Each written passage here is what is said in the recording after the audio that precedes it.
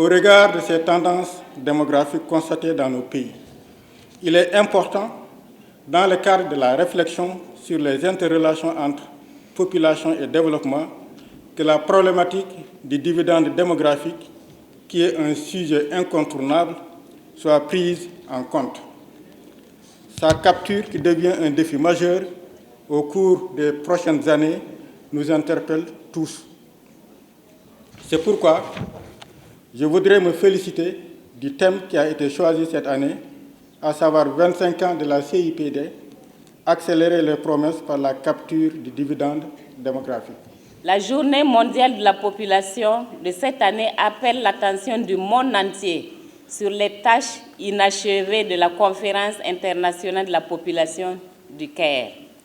Malgré les progrès accomplis dans la réduction de la mortalité maternelle, dans la réduction des grossesses non désirées et des violences basées sur le genre, de nombreux problèmes subsistent. Il y a encore trop de personnes laissées pour compte. En 1994, dans les pays les moins avancés, le taux de prévalence contraceptive était de 15%, alors qu'il était de 6% au Sénégal.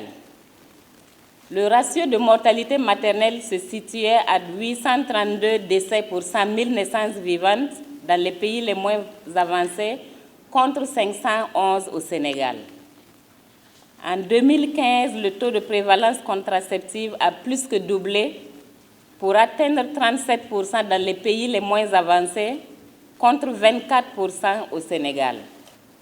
Alors que le nombre de décès maternels a été réduit de moitié, se situant à 436 décès pour 100 000 naissances vivantes dans les pays les moins avancés, il se situait à 315 décès pour 100 000 naissances vivantes au Sénégal.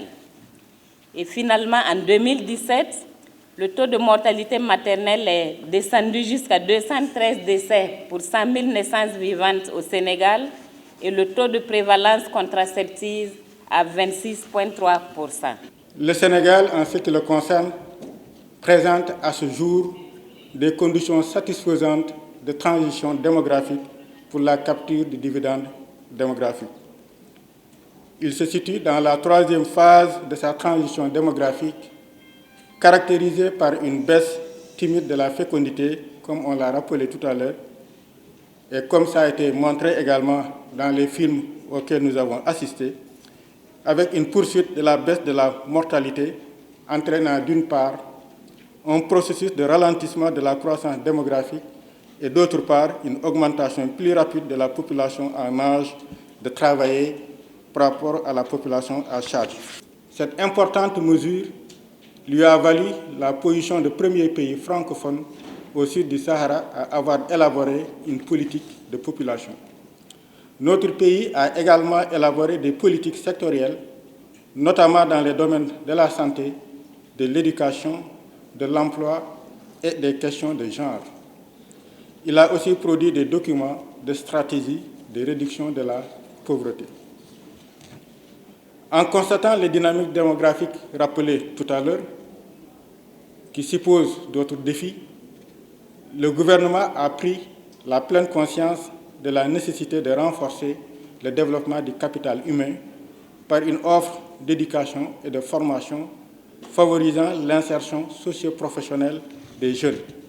C'est pourquoi, dans le plan Sénégal émergent, la problématique de la population et de la capture du dividende démographique a été une préoccupation majeure à travers l'axe 2 portant sur le développement du capital humain. C'est le lieu pour moi de féliciter le gouvernement du Sénégal pour les avancées remarquables en matière de santé de la reproduction et de saluer la contribution remarquable des parlementaires, des religieux, des jeunes, des communicateurs traditionnels, des journalistes, des partenaires de la société civile, des experts, des partenaires techniques et financiers et de l'ensemble des parties prenantes.